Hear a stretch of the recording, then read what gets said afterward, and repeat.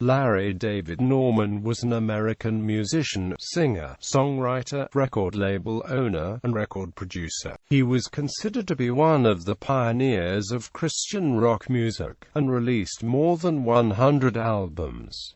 Early life. Larry Norman was born in Corpus Christi, Texas, the oldest son of Joe Hendricks Joe Billy Norman and his wife Margaret Evelyn Marge Stout. Joe Norman had served as a sergeant in the U.S. Army Air Corps during World War II and worked at the Southern Pacific Railroad while studying to become a teacher. After Norman's birth, the family joined the Southern Baptist Church. In 1950, the family moved to San Francisco, where they attended a Black American Pentecostal church and then a Baptist church, where Norman became a Christian at the age of 5. In 1959, Norman performed on the syndicated television show The Original Amateur Hour. In 1960, Norman's father began teaching in San Jose, California. The family lived in nearby Campbell. Norman graduated from Campbell High School in 1965 and won an academic scholarship to major in English at San Jose State College. After one semester, Norman flunked out of college and lost scholarship. Although Norman was able to play a variety of musical instruments, he never learned to read or write musical notation. Career. Early bands. While still in high school, Norman formed a group called the Backcountry Seven, which included his sister Nancy Jo and friend Gene M. Mason. After graduating, Norman continued performing and opened at local concerts for The Doors and Jimi Hendrix.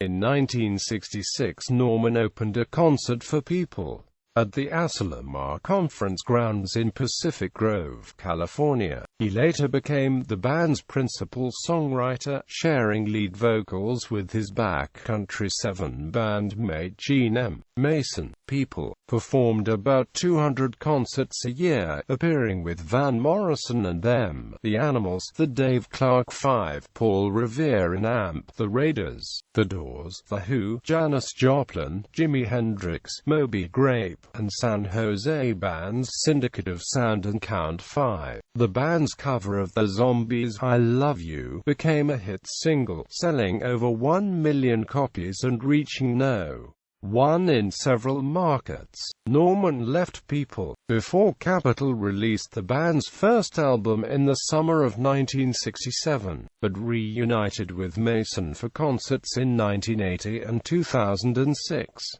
According to rock historian Walter Rasmussen, Pete Townshend once said that The Who's 1969 album Tommy was inspired by the rock opera epic by People. However, Townshend has since denied the connection. Hollywood Street Ministry. Soon after Norman left People, he had a powerful spiritual encounter that threw him into a frenzy of indecision about his life. For the first time in his life, he received what he understood to be the Holy Spirit. In July 1968, following a job offer to write musicals for Capitol Records, Norman moved to Los Angeles, where he spent time sharing the gospel on the streets. As he described in 2006, I walked up and down Hollywood Boulevard several times a day, witnessing to businessmen and hippies, and to whomever the Spirit led me. I spent all of my Capitol Records royalties starting a halfway house and buying clothes and food for new converts. Quote, he was initially associated with the First Presbyterian Church of Hollywood, and at Salt Company Coffee Shop Outreach Ministry, where he explored and pioneered the rock gospel genre. Musical theater. In 1968, Norman wrote several songs for the rock musicals Allison and Birthday for Shakespeare, both of which were performed in Los Angeles. The next year, Norman and his friend Teddy Neely auditioned for the Los Angeles production of the rock musical Hair and were offered the roles of George Berger and Claude Bukowski, respectively. Neely accepted, but Norman rejected the role of George, despite despite his own financial struggles, because of its glorification of drugs and free sex as the answers to today's problems. Also in 1969, Norman wrote a musical called Love on Hate Street and a rock opera called Lion's Breath, which led Capitol to re-sign Norman to record an album, with the promise of complete creative control. Recording career. In 1969, Capitol Records released Norman's first solo album, Upon This Rock, now considered to be the first full-blown Christian rock album. Norman was denounced by various television evangelists, and Capitol deemed the album a commercial flop and dropped Norman from the label. However, his music gained a large following in the emerging countercultural movements. Sales of the album rose following its distribution in Christian bookstores. By the early 1970s, Norman was performing frequently for large audiences, and appeared at several Christian music festivals, including Explo 72, a 6-day Dallas, Texas, event which has been called the Jesus Woodstock. Norman established a halfway house where he housed and fed various groups of people, supervised the Bible studies, and drove them to church on Fridays and Sundays. He earned $80 per month from Capitol for polishing and refining songs for Capitol artists. In 1970, Norman established a record label, One Way Records. He released 2 of his own albums, Street Level and Bootleg, on the label, as well as Randy Stonehill's first album, Born Twice. In 1971, Norman first visited England, where he lived and worked for several years. He recorded 2 studio albums, Only Visiting This Planet and So Long Ago The Garden, in London's Air Studios. Released in 1972, Visiting was meant to reach the flower children disillusioned by the government and the church with its abrasive, urban reality of the gospel, and has often been ranked as Norman's best album. The release of Garden in November 1973 was met with controversy in the Christian press, due to the album's cover art and some songs in which Norman took the persona of a backslider. In 1974, Norman founded Solid Rock Records to produce records for Christian artists who didn't want to be consumed by the business of making vinyl pancakes, but who wanted to make something non-commercial to the world. Norman produced music on the label for artists including Randy Stonehill, Mark Hurd, Tom Howard, and David Edwards. Norman also produced artists who were signed to other labels, including Malcolm and Alwyn, Bobby Emmons and the Crosstones, Lyrics, and James Sundquist. Norman signed a deal with ABC Records to distribute Solid Rock's releases, but was later moved to ABC subsidiary Word Records. In the same year, Norman founded the Christian artist booking agency Street Level Artists Agency. In Another Land, the third album in Norman's trilogy and the best-selling album of his career, was released in 1976 by Solid Rock and distributed through Word. Soon afterward, Norman recorded the blues rock concept album Something New Under the Sun, but it would not be released until 1981. Following clashes with Word over Something New and several other projects, Norman started Fido Records in 1980 to release his albums. In 1978, Norman was injured during a plane landing at Los Angeles International Airport. Norman claimed to have suffered mild brain damage due to being hit by parts of the cabin's roof, and that this damage left him unable to complete projects and focus artistically. William Ayres wrote in 1991, as family, friends and fans watched his life spiral downward, he was unable to record a bona fide album from the time of his airplane accident in 1978 until he attempted to release the badly produced Home at Last.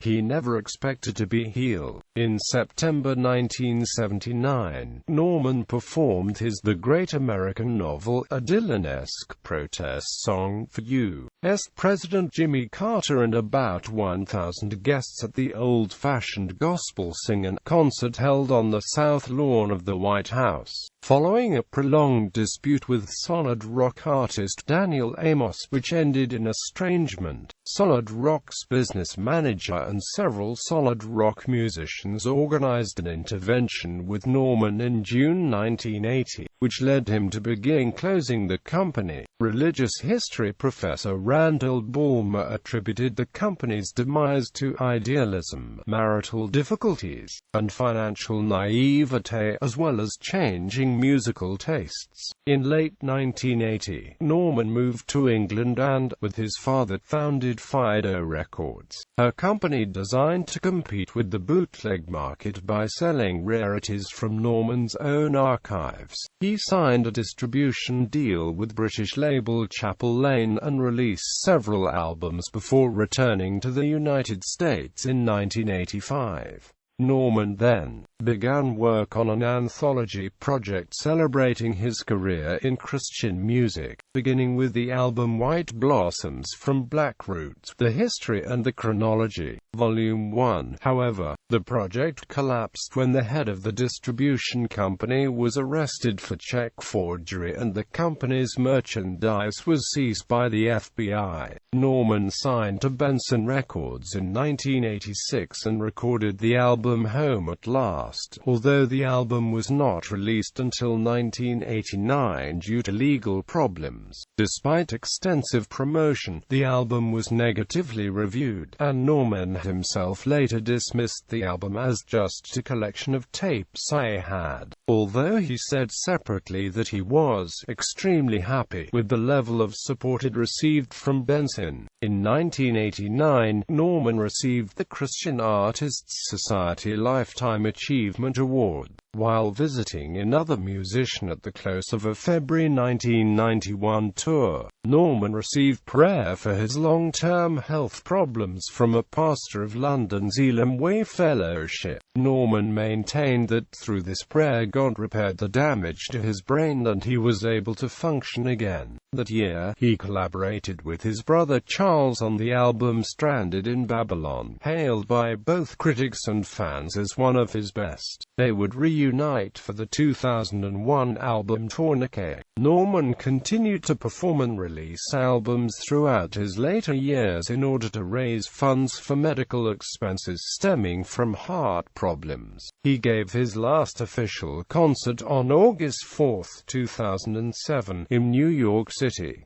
Relationship with the church and Christian music industry. Throughout his career, Norman had a contentious relationship with the wider Christian church and with the Christian music industry. He wrote in September 2007, "I love God and I follow Jesus, but I just don't have much affinity for the organized folderol of the churches in the Western world." Norman's music addressed a wide range of social issues, such as politics, free love, the occult, the passive commercialism of wartime journalists, and religious hypocrisy, that were outside the scope of his contemporaries. Defending the confrontational approach of his music, Norman said, "My primary emphasis is not to entertain, but if your art is boring, people will reject your message as well as your art." Quote. In the 1980s, he complained that Christian music generally meant sloppy thinking, dishonest metaphors and bad poetry, and that he had never been able to get over the shock of how bad the lyrics are. Norman disapproved of Christian musicians who were unwilling to play in secular venues or to preach between songs.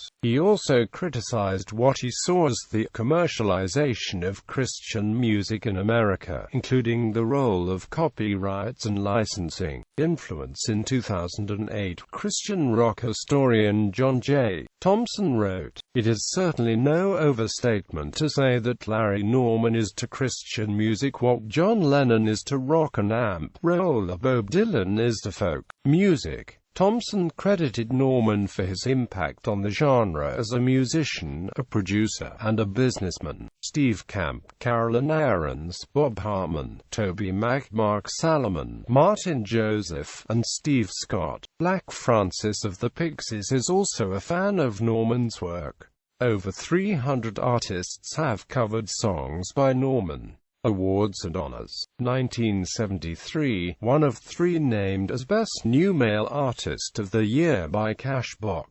1989, awarded the Christian Artists Society Lifetime Achievement Award in a surprise ceremony at Estes Park, Colorado. 1990, CCM magazine voted Only Visiting This Planet as the second greatest Christian album ever recorded. 2001, inducted into the Gospel Music Hall of Fame.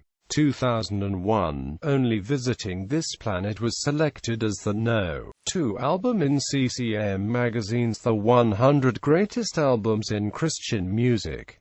2004, voted into the CCM Hall of Fame by readers of CCM magazine. 2007, inducted into the San Jose Rocks Hall of Fame, both as a member of People and as a solo artist. At that time Norman reunited for a concert with People. 2008, honored at the 39th GMA Dove Award ceremony in Nashville, Tennessee. 2009, honored in a tribute segment at the Grammy Awards. 2013, Only Visiting This Planet was one of 25 sound recordings inducted for 2013 into the Library of Congress National Recording Registry, that preserves as cultural, artistic and/or historical treasures, representing the richness and diversity of the American soundscape. A statement by the Library of Congress called the album the key work in the early history of Christian rock, describing Norman as one who commented on the world as he saw it from his position as a passionate, idiosyncratic outsider to mainstream churches. Family. Norman married actress and model Pamela Faye Alquist in December 1971. They separated in 1978 and divorced in September 1980. In April 1982, Norman married Sarah Mae Finch. However, another source indicates this was in April 1984. Finch had previously been married to Randy Stonehill from 1975 to 1980. The two had first met at a religious retreat in 1969. Their only child, Michael David Fariah Finch Norman, was born in August 1985. The couple divorced in 1995. In 2008, the Christian magazine World reported that Norman had allegedly fathered a son with an Australian woman during a 1988 tour. Coronary issues and death. In February 1992, Norman suffered a 9-hour heart attack that resulted in permanent heart damage, leading to frequent hospitalizations in the years that followed. By early 1995, Norman had been hospitalized 13 times and had a defibrillator implant, which enabled him to perform occasional small concerts. After a lengthy illness, Norman died on February 24, 2008, at the age of 60 at his home in Salem, Oregon. The previous day he had posted on his website, "I feel like a prize in a box of Cracker Jacks with God's hand reaching down to pick me up. I have been under medical care for months.